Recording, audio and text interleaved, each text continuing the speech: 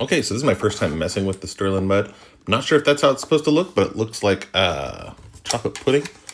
Find my brush. I'm going to be using a base brush for this. I probably should use a thicker brush or a bigger brush for it. And we're going to take this and we're just going to kind of blob it in wherever we have the base showing through.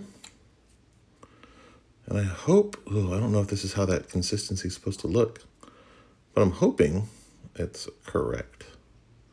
And this is what I'm using instead of, in the past, for things like this, for my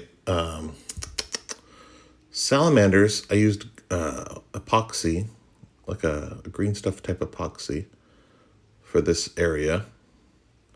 But that's really expensive. And so this is an alternative I'm trying for it.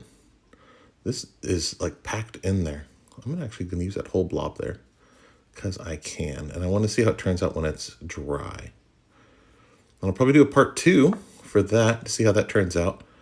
I'm even going to put some right up on there. And I don't even mind putting some of it on there.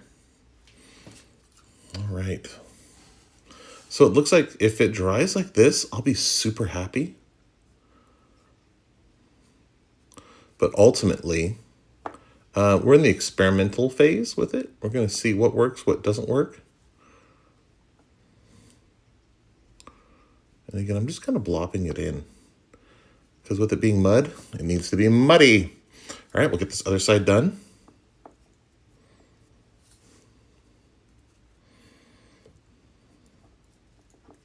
Now these bases didn't take long at all to get started.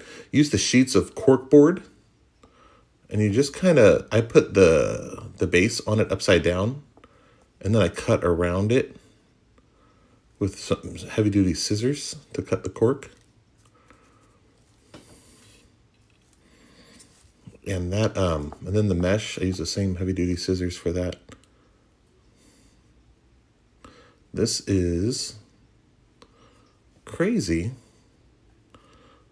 how this looks, and I really hope it dries like this.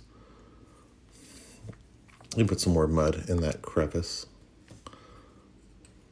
There we go, right in there.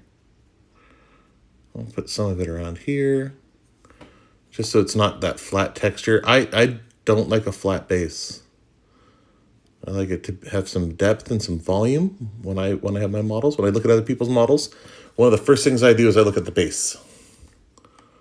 Because you know I'm not going to sing it. But if you're singing it now, I apologize.